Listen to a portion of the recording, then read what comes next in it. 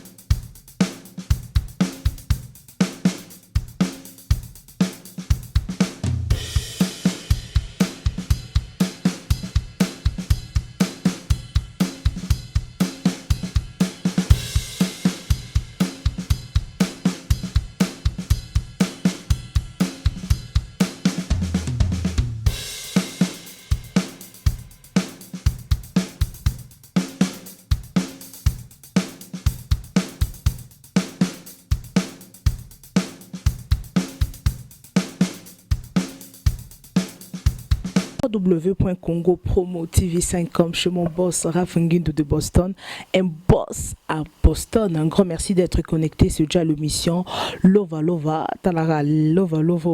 les carapa mapa mbate sur na leki seke ma ningani do ba message zaya kokota ebele tellement ebele nabité tika na sa l'émission tellement ba déclarer ba lobi que non bibi chez émission Lova ça l'émission te po biso à niveau tozana ba problème bazana pour ça ba solution bazana pour ça ba point de vue à bateau ba participer. Un grand merci déjà à mon équipe technique Patrick Kabamba, le grand Jogo, le doigt en or. Un grand merci à la prise de vie. Un grand merci à mon vieux Alpha Kumpa, le monde à la poto. Un grand merci à Dame Skunda, Narate Zurich, papa na Elohim Kunda, Blancheva Kunda, papa na Carlos Kunda. Un grand merci à Chamala, babi les citoyens Sedza. Un grand merci na bato nyonso balandakanga boza ma fidèle na émission oyo eza lova to betaka toujours ma solo ya bolingo. Voilà, sans plus tarder, donc liso na biso lelo donc pasteur moko komelinga akomelinga donc alobi ki na tanga na kombo na été mais aza vraiment pasteur, aza ma pasteur d'église mon munene, aza quelque part kaka on tanga na place azate mais ça quelque part akomelinga kabima solo ya bolingo. Quand ils allaient papa azaki évangéliste en église pour quelconque zamba sungie papa bati ba consacré à comme pasteur azaka vraiment na boulot mibali ya basité pardon azana boulot basité nzambe aya sungie papa akutani na mwasi mwasi abali mwasi wana ka ndenge ezalaka pasteur talaka pasteur akoza ye mote fo bala mwasi nzamba sungie abali mwasi na ye wana abisinga bibibish mama pasteur mwasi nanga wana donc na étape ki fiançailles alakisanga elongi ya mwana malamu alakisanga vraiment comportement mwana malamu wato ça en étape ki fiançailles alakisanga donc azama sans problème nzamba yo kosunga ye papa bala niti bafandi na ndaku 2 ans 3 ans 4 5 ans ma pasteur abota répété pendant jusqu'à là na babotité heureusement pasteur abi heureusement avant na koma na commencer la nzambe nazara déjà na mwana mona bota ka libanda wana avant na yamba vraiment nzambe alors mwana moko bota libanda moi jeune garçon moko boye aza vraiment akola ko ta ba 18 ans ba 19 ans. Maman pasteur a changé comportement na niveau 0. Abi moi si mobimba akipakanga ite moi si mobimba ndengeza ke non mobali a repassé bilamba ko repasser ata bilamba mobali boy ko servir mobali donc na kalande za la kabongo notala ka depuis to comment dans deuxième année na biso ya mariage makamunyo so déjà bebaka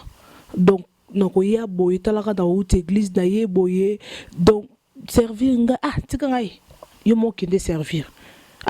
tika nga yo poko repasser te est-ce que ça kana za mona musala azana ba réponse moko imaginer te Nathalie Kabenabi déjà na balai moi on ça les até na lutte na befort nyonso que non a changé kate talaka niveau devant bandimi ata bandima yo talanga na ndako na bandimba comme non comme ko kana soni façon azo répondre ngai donc olamba ka kolamba olamba malonga te donc akomolamba soka linki ote oza ba ser l'église baki de balambela tina niveau na comme secrétaire na ngai ndako mikoya ermoko amona comme ya tina ndako fait nabi nakase lokwa soki oya na ndako mwasi nanga déranger mwasi nanga mona normal akumo ya na ndako ausala misala tina niveau komi ko repasser bilamba ko musala nga nyonso siko nabi bon ngamo no monyo ka ke no do fait ça mwasi nanga na bala mais sunu secrétaire akumo ya na ndako nanga et ça bête tina suspendre makambo na mais comportement ils ont changé te comportement ils ont changé talaka biso ba pasteur to mona makambo yango ko mona ke non pasteur moko ndenga zaboye a déconner ou bien que bali moi si mususu bino bozwaka ke no bo condamner pasteur or eza makambu ezo salama donné nazabe na vivre oyanga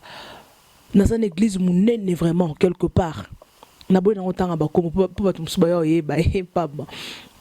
aboy no kotanga ba komo bi azana église munene quelque part mais aza heureuse tina libal akomi ko préférer à passer baton na église akomo préférer à fanda na église à passer ne baton na ba serviteur à sali na musala na nzambe ce qui est recoki akeka la liba jour mususu akomo ko profiter la date na ba église ba retraite ba veiller parce que soka zongi na ndako aza mal à l'aise besoin niveau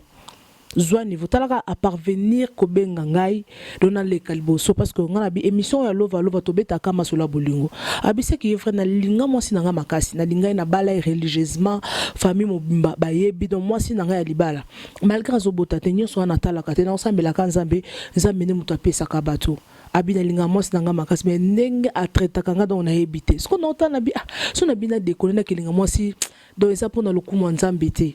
mais naze resté c'est libala on ndengeza ke no a servi ngana ba plan nyonso na mbetu na kolia makambo nyonso eloko te so yoza ba prière kaka bodo sans tendresse sans affection na habité donc ayebsinga mangobele salaka mona lo bango nyonso en détail te mona lo bango en détail te na famille na écoute bi famille na nga écoute nde baza balinga susu moi sinanga te madame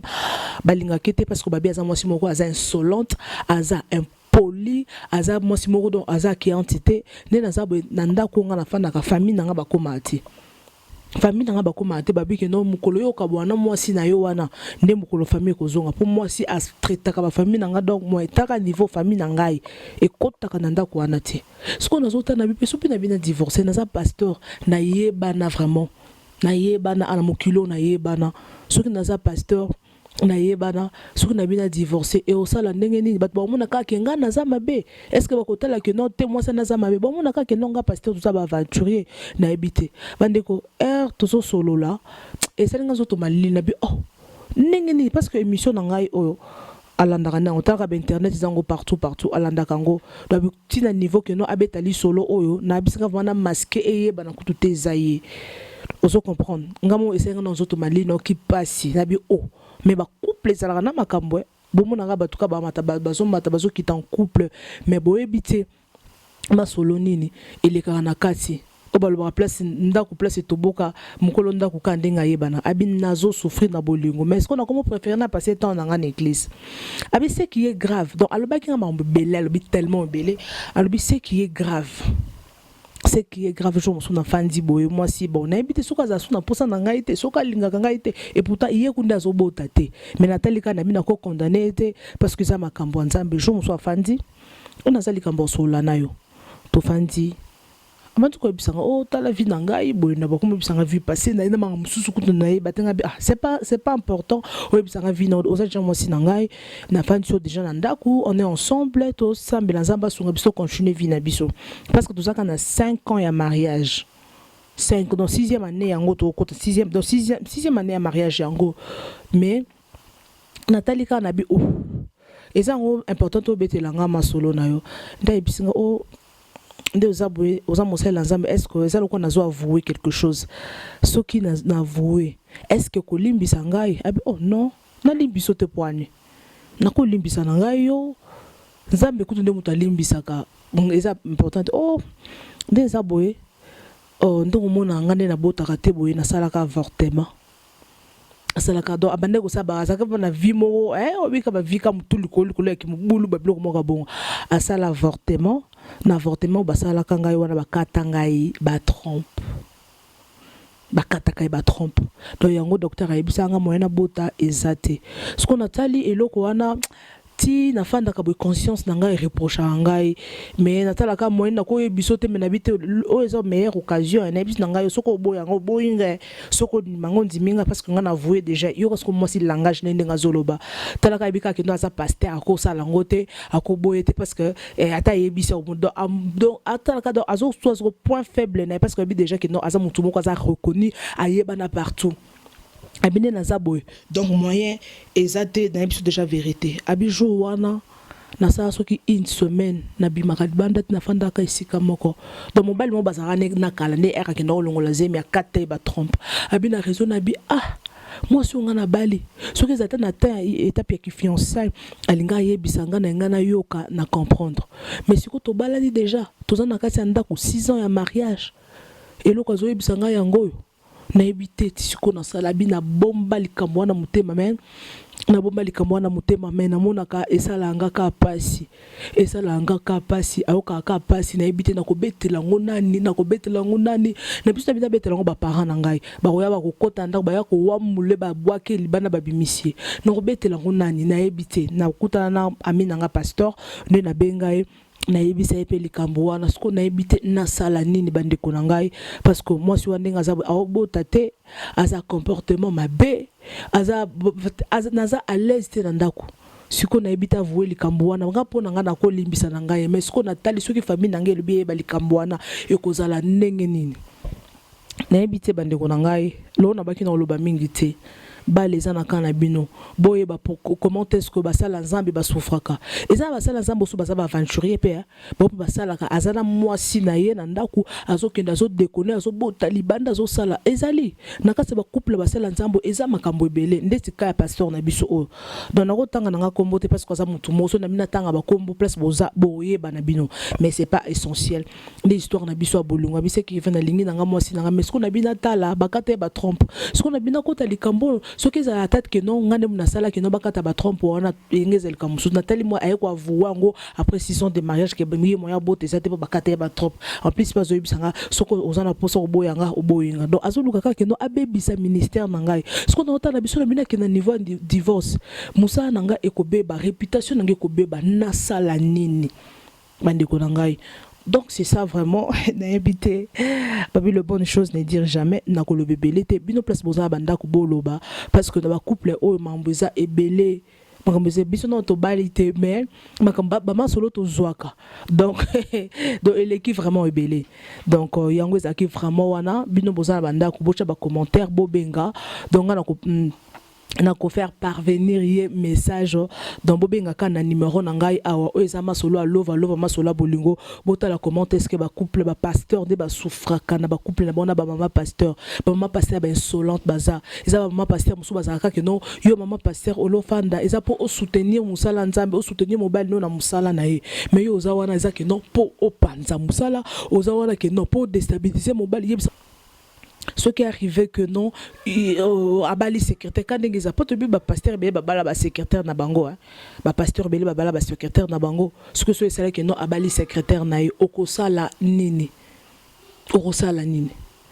N'habité un grand merci Nabino Batbolandaka numéro izawana bobenga bopesa ba point de vue Nabino parce que zali solo moko mawa pasi salinga na motema hein maman n'habité nga conseil na opesa le conseil na oza ba réaction Nabino bobenga en tout cas émission opesa na internet akolanda ngo yemo nga mona kotindele ba lien yemo ko kokota ta la ba commentaire Nabino juste ba commentaire et rosa la bien de zali kamo histoire vraie donc histoire vraie et salami donc type le pasteur Nabiso wana azamutu moko aza reconnu mais na boy nanga na tanga kombo. Un grand merci à vous, un grand merci à mon boss, un grand merci na ba fan nanga nyonso bolandaka ngai oza histoire à lova to betara toujours ma solo iya bolingo oza na problème à bolingo oza na problème peli solo n'importe oza na poser que notre partage ngo aux yeux de tout le monde donc bobenga ngai numéro ezawana 60